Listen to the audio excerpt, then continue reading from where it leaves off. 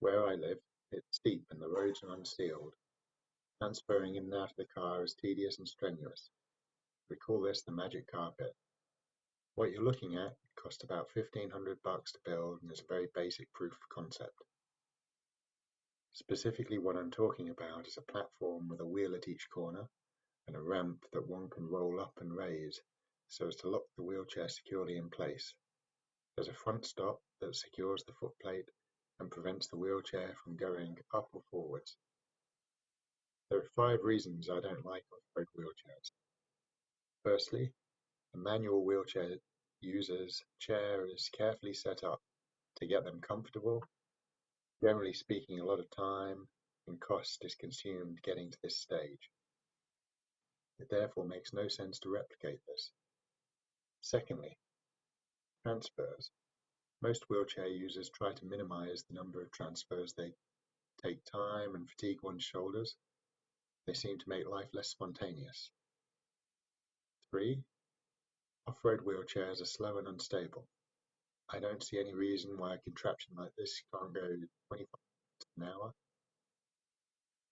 4.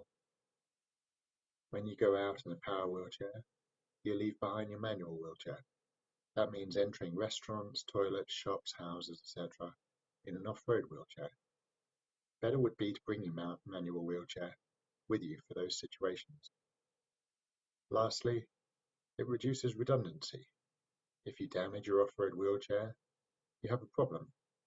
If you damage magic carpet, you can roll out in your day wheelchair. I'm interested in 2 concepts, a rural version and an urban version. Both will be electric. Both will be designed for quick access to make the user experience spontaneous. The aim is to produce a powered transport solution that's quick, stable, and fun. The rural version will have a similar footprint to what's shown here. It'll be designed to sell to national parks, wine areas, cycle trails, private farmers, or wheelchair users that work on the land. The urban version could be designed as a wheelchair accessible e-scooters for hire in CBDs. The design would minimize the footprint and utilize small wheels.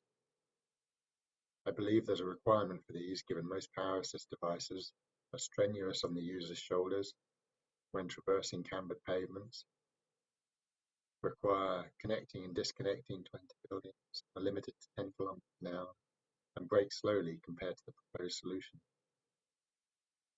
A concept like this would enable wheelchair users to experience cities like cyclists.